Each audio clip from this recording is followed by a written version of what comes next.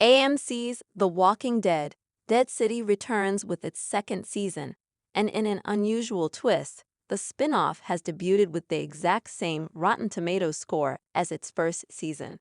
While some shows see a dip in critical acclaim as they progress or, alternatively, find a new stride after a shaky start, Dead City seems to have settled into a consistent tone and quality, at least in the eyes of critics. Season 1 of Dead City, which premiered in 2023, earned a 71% score on Rotten Tomatoes. That reception placed it comfortably in the fresh category, signaling that critics largely approved of the gritty new chapter in the Walking Dead universe. Centered around fan favorites Maggie, Lauren Cohan, and Negan, Jeffrey Dean Morgan, the series was set against the haunting backdrop of a post-apocalyptic Manhattan, isolated and overrun with new threats, new factions, and unsettling chaos. Fast forward to 2025, and Season 2 arrives with the same 71% rating, based on early reviews from critics.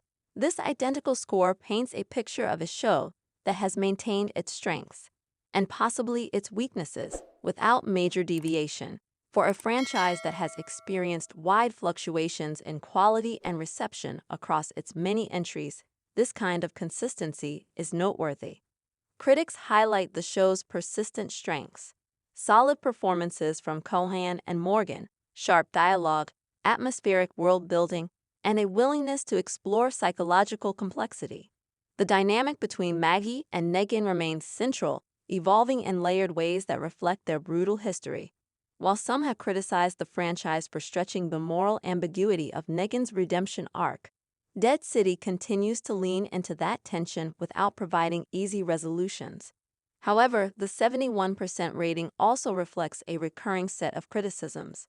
Some reviewers suggest the plot still leans too heavily on familiar franchise tropes: factions at war, grim decisions, and emotionally heavy showdowns, without pushing the narrative envelope. Others note that while the New York setting adds flavor, the actual use of the city's geography and potential remains underexplored. For longtime fans of the Walking Dead universe, the spin-off's performance might feel reassuring. The showrunners have managed to retain interest without dramatically altering the formula that works.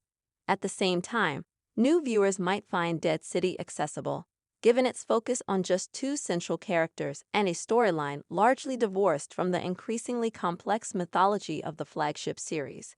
Looking ahead, AMC is expected to continue expanding the Walking Dead universe, with upcoming projects featuring Daryl Dixon, Rick and Michonne, and more.